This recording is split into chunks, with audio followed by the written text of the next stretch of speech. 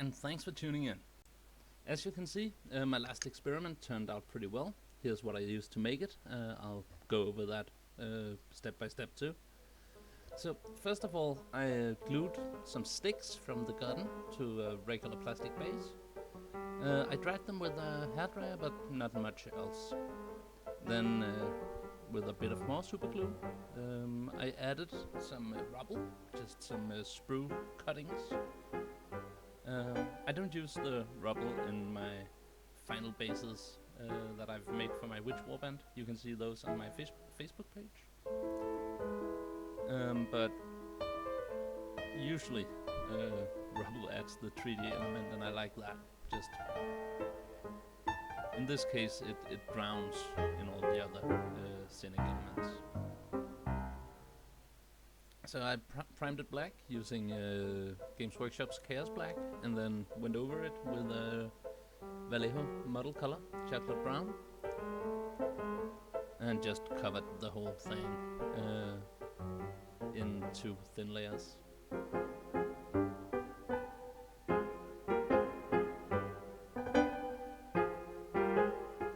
After that, I gave it a wash of Agrax Earth Shade to mainly to bring out the texture of the wood elements. But I went over the whole base just for the hell of it. I was still experimenting at this point, so I went on with an overbrush of Vallejo model color Flat Earth to again bring out the texture and make the wood look like wood again. I love these 2 brown colors together. I use them for leather, for wood. Whenever I'm just like, there's a belt, or these boots needs to be made of leather, or there's a spear shaft, anything. I then took some army green from Army Paint, and and dabbed it on. You could probably sponge it on with a bit of sponge for the same effect, or stipple it on if you will, but basically go for a foliage camo pattern thing.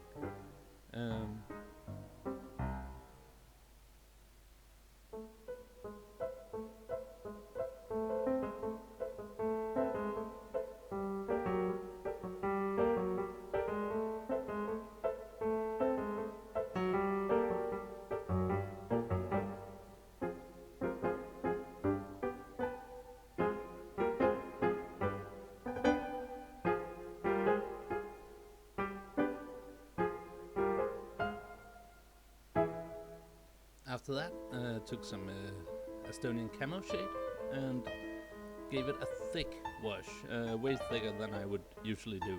I mean, the kind of wash that leaves puddles and messes up detail, that kind of wash. Just pretty much dipped the base in it.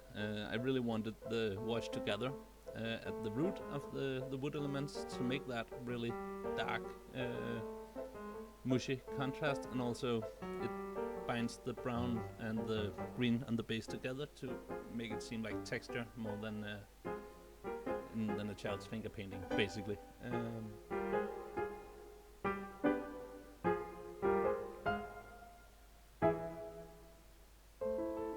as you can see, it works pretty well.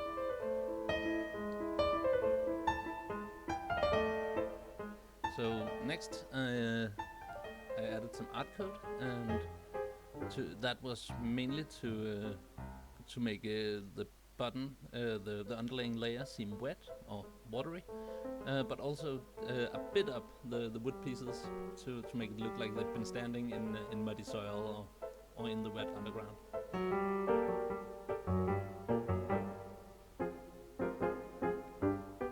Next, Acrylic Earth, the Craggle paint from Games Workshop.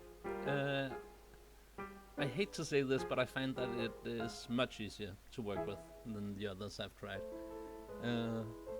It's not it's not cheap compared to other Craggle paints, but it does the work. I used a hairdryer, as we saw in Duncan's Christmas guide to volcanic bases, and then mixed dried bark and Agrax Earthshade and dabbed it carefully on after 20 seconds of hair drying, I think.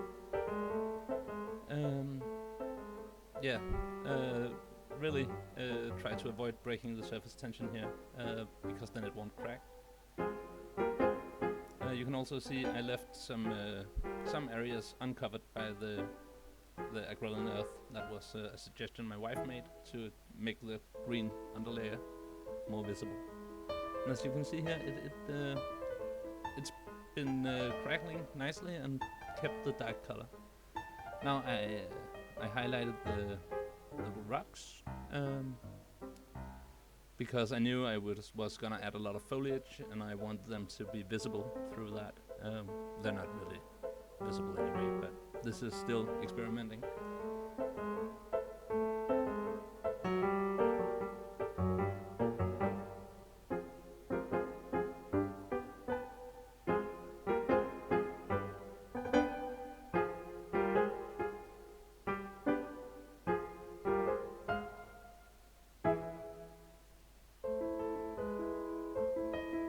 I used Vallejo frozen skin, I think it's called, from the Malefic flesh set. It's a nice cold greyish color.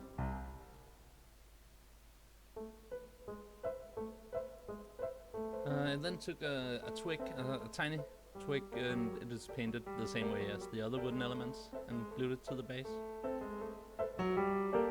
And brought in all the army painter battlefield effects. There are poison ivy and some swamp tuft and some wilderness tuft. The wilderness tuft is 4mm long, and the swamp tuft is 6mm, I believe. So that gives some nice variation. Also, the greens in there work pretty well together. And I didn't want it to be like bland, like a field of grass green. I wanted it to be mixed with, like you would see in a wetlands area, a flora of different plants.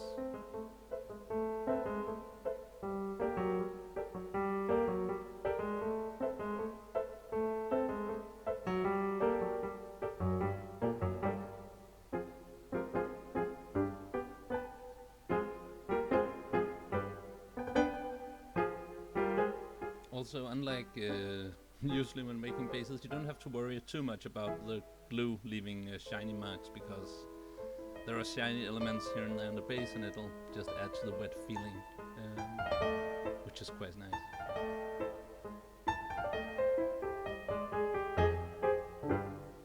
Also, I really recommend the poison ivy scenic effect. It is, once you figure it out, is easy to work with, but there are some hair-like strings in there that needs to be cut with something sharp, or you'll end up having some really weird long strings going out. But yeah, once you realize that, it's easy to work with, looks nice, and it also drops little leaves when you cut it. You can use those to sprinkle around. Anyhow, I added some Knuckles Rot last to give the swamp slime look to finish it off, and just pretty much dabbed it here and there. I really like how it looks on the wood, and if you go to a swamp area or wetlands area, you'll often see slimy something growing, living on rotting wood. So.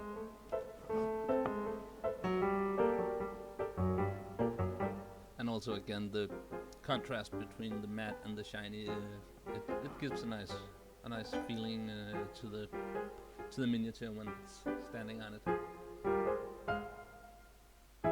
Finally, I gave the base a trim of Vallejo model color.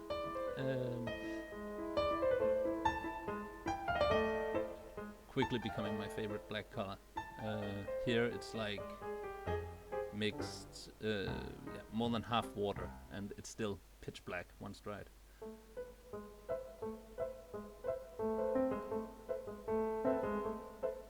So, as you can see here, the final result, I'm happy with it. I'm glad I took the time to experiment before going head on and adding or making these bases to models.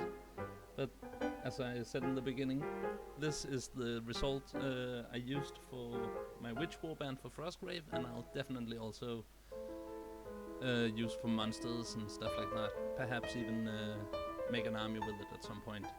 It's not the cheapest solution, but it definitely is the easiest one I've found to get that complex wetland feeling. Anyhow, thanks for watching. Please like and subscribe. Visit my Facebook page, and take care, man.